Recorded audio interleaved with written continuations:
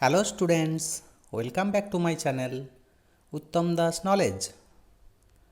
তো প্রিয় ছাত্রছাত্রীরা, আজকে তোমাদের মডেল অ্যাক্টিভিটি টাস্কের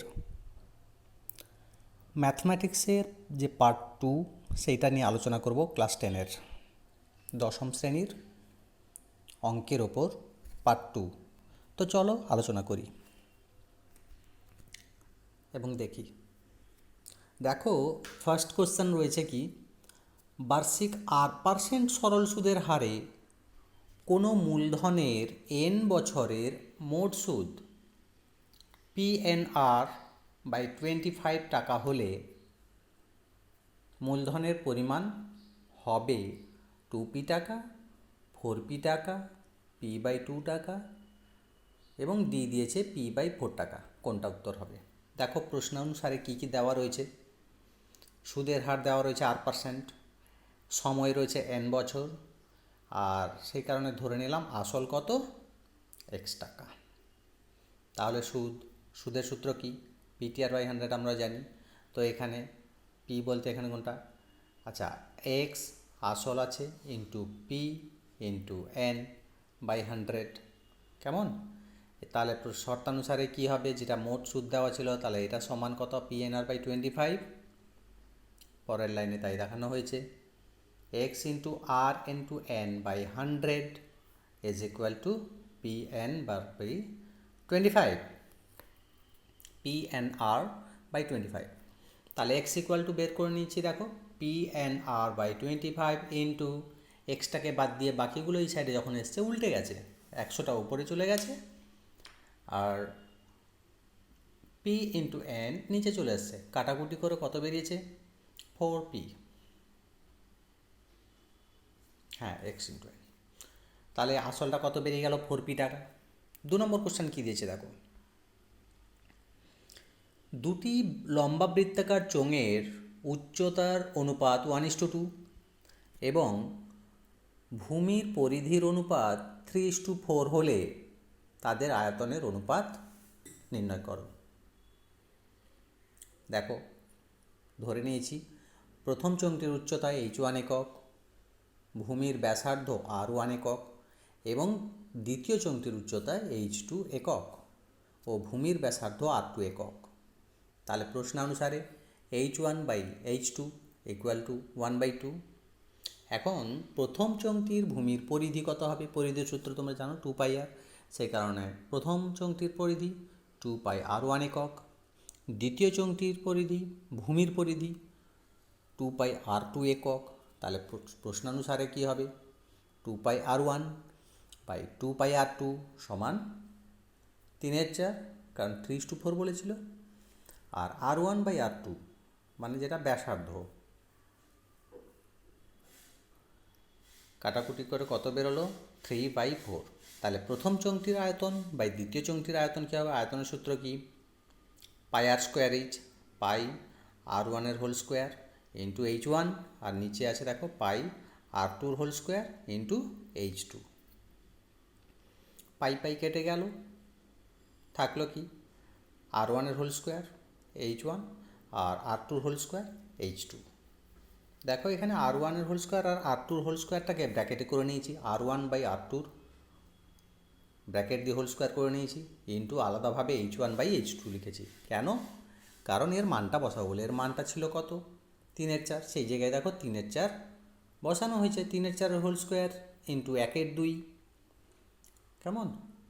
3/4 হোল স্কোয়ার, 3 3 9, 4 4 16, 9 গুণ 1/2, কাটাকুটি করে কত বেরোলো? 9/32। তাহলে চোঙ দুটির আয়তনের অনুপাত কত হলো? 9:32। পরটা দেখে নাও কী বলেছে।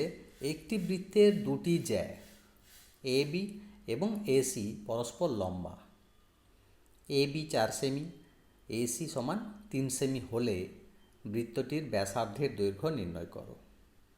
দেখো, এখানে আঁকা হয়ে গেছে। কেমন?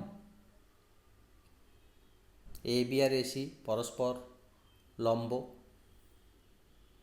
এ বি 4 সেমি লেখা হয়েছে, এ বি 4 সেমি নামটা দিয়ে দেবেন নিচে, A B 4 semi R AC 3 semi.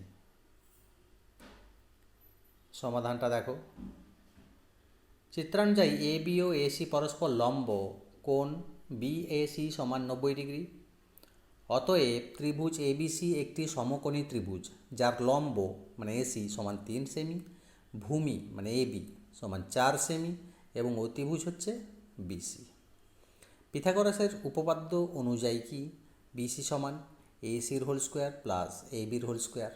তোমরা জানো অতিভুজের হোল স্কোয়ার সমান লম্ব স্কোয়ার প্লাস ভূমি স্কোয়ার, সেইখান থেকে অতিভুজ সমান √ লম্ব স্কোয়ার প্লাস ভূমি স্কোয়ার।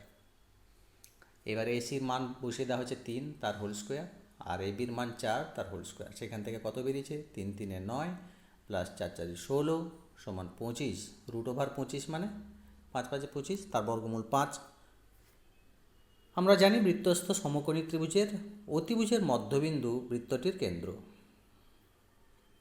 কি জানি বৃত্তস্থ সমকোণী ত্রিভুজের অতিভুজের মধ্যবিন্দু, অতিভুজ যেটা বড় লাইন অতিভুজ, সেই অতিভুজের মধ্যবিন্দু বৃত্তটির কেন্দ্র হয়।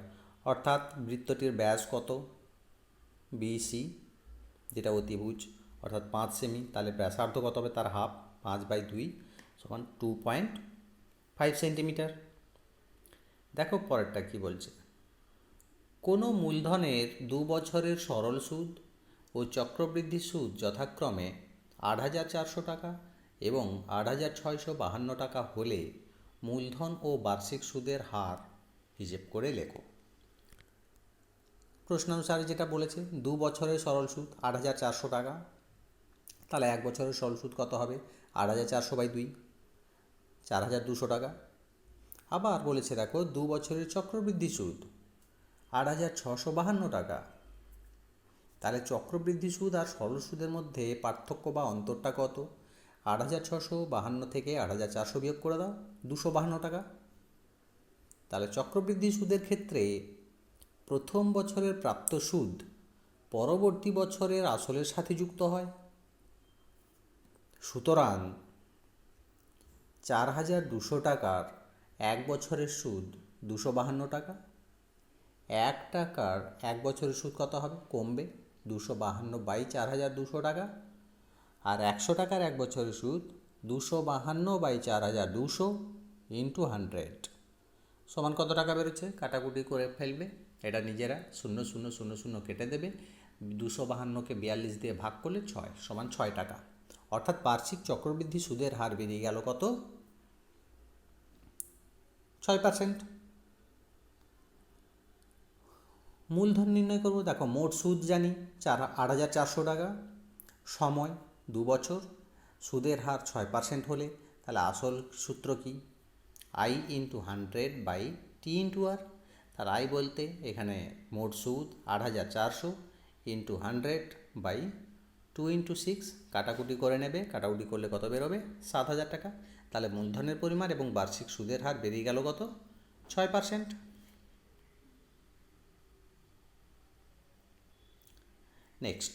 নেক্সট ম্যাথটা কী রয়েছে, যদি ax² + bx + c = 0 দ্বিঘাত সমীকরণের বীজদ্বয়ের অনুপাত 1:r হয়, তবে দেখাও যে r + 1 whole square by r = b²/ac। দেখো এটা তোমাদের প্রথম অধ্যায়ের বইতেই উদাহরণের চ্যাপ্টার উদাহরণেই রয়েছে তোমাদের অঙ্কটা।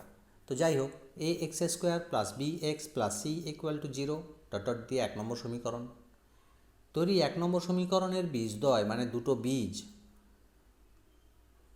ঠিক আছে, একটা ধরা হয়েছে আলফা আর একটা আর আলফা ধরে নেওয়া হয়েছে। তাহলে দুটোর যোগফল বলতে আলফা প্লাস আর আলফা = -b/a। এবার সেইখান থেকে আলফা কমন নিলে কি হচ্ছে 1 + r = -b/a।